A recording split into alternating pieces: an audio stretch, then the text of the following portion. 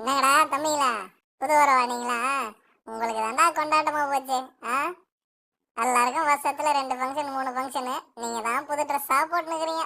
Daily உங்களுக்கு தாண்டா ஃபங்க்ஷனா நடக்குது. ஜாலியா இருக்கிறீங்கடா.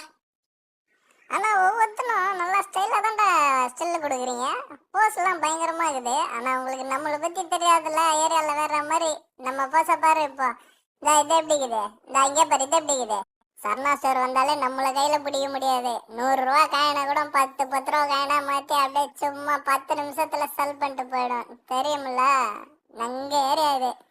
இப்போ பாருங்க, இதுவும் நமக்கு ஃபேவரட்டான ஏரியா தான்ப்பா. இங்க நம்ம காயின்லாம் போட தேவையில்ல. இங்க நம்ம ஜஸ்ட் பால் வச்சிருப்பாங்க, அதை எடுத்து நம்ம பாட்டு விளாட்னு இருக்க வேண்டியதான். கவனிக்காத வரைக்கும் வந்து அமுச்சு விட்டுருவாங்க. இந்த ஏன் பால போடுறா போய்க்கிறா. தேங்க்ஸ்.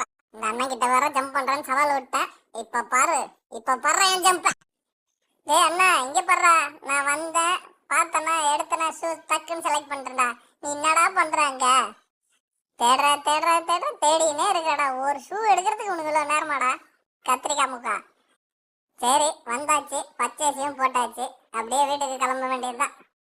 உனக்கு ஒரு பை, எனக்கு ஒரு பை. முடிஞ்சுதுடா. வாடா பில்லை போட்டு வீட்டுக்கு போவோம்.